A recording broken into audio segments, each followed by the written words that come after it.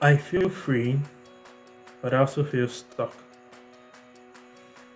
Today, I came across a video by Martell, and he quoted, "Attention is the new oil, and teaching is the best way to learn."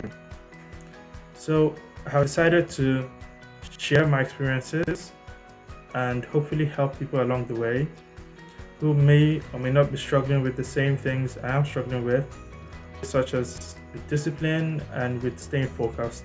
In this video, I'll be talking about how I'm learning to build systems, not goals, how I sometimes feel too smart for my own good, and how I'm facing my struggles and overcoming them. And some of the challenges I face are staying focused and staying disciplined.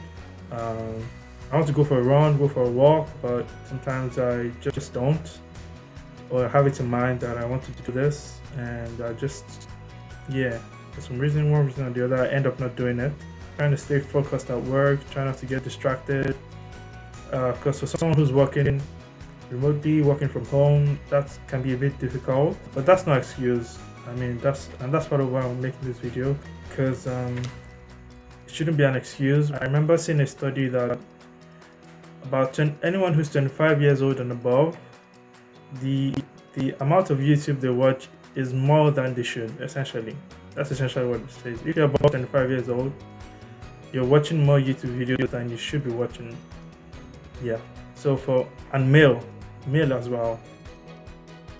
I spend a lot of time watching YouTube videos, and funny enough, I'm not just watching reels or shorts or entertainment. I spend a lot of time watching documentaries and learning things about the world and exploring. In a way, I feel like a lot of people like to travel. I feel like YouTube is like an escape.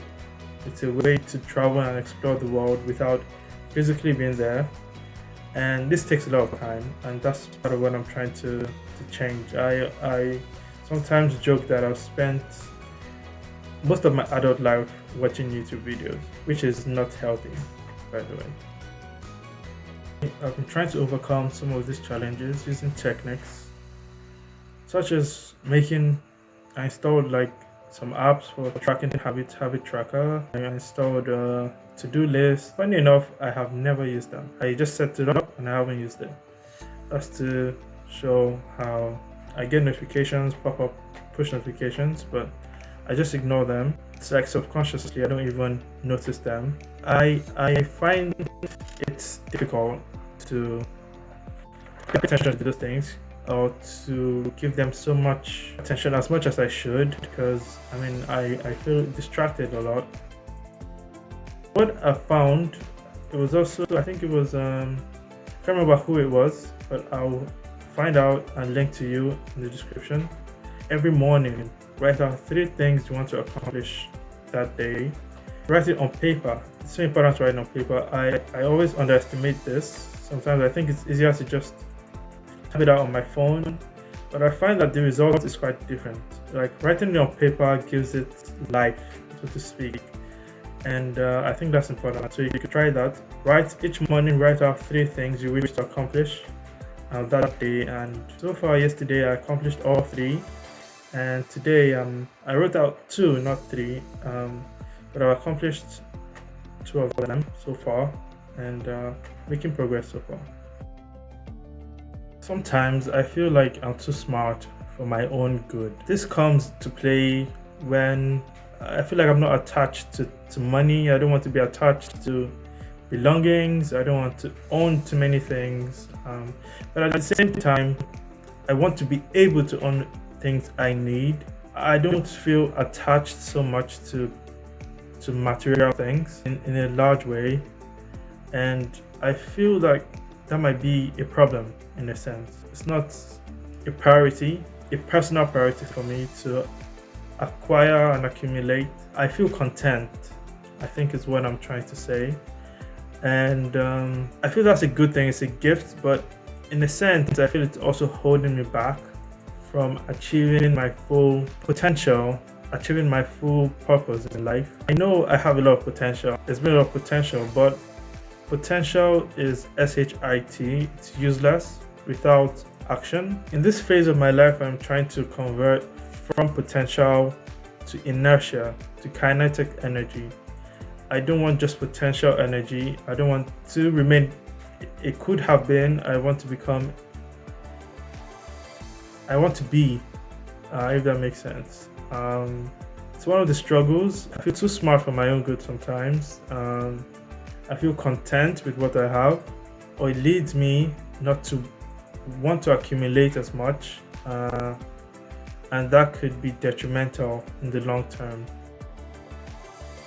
What I've come to realize is that even the most successful people are still struggling with some of these issues that I face. And if you face them too, you should not be dismayed, because there are solutions. All we have to do is look for solutions and find them, apply them, and solve the problem. So one of the issues I face is time management, like using my time properly, structuring it, sticking to timelines, sticking to targets. And I was reading this book, listening to it, Atomic Habits, a great book. It says build systems, not goals. Build systems around your life, around what you do. Don't think in terms of goals, think in terms of systems. And I think that's the greatest difference between the ultra successful and the successful. Systems are about habits and changing habits. And yeah, so you cannot change yourself by setting goals. You change yourself by changing the systems with which you operate. And that's something I've known for a long time, that the most successful people in the world are able to reset their operating systems. And that's something I'm trying to learn how to do. And yeah, I'll share some of the resources I'm following, and you can also check them out.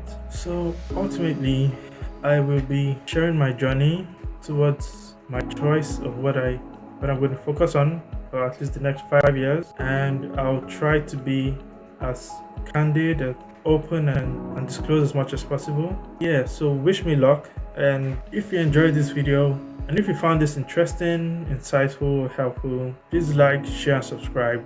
Thank you.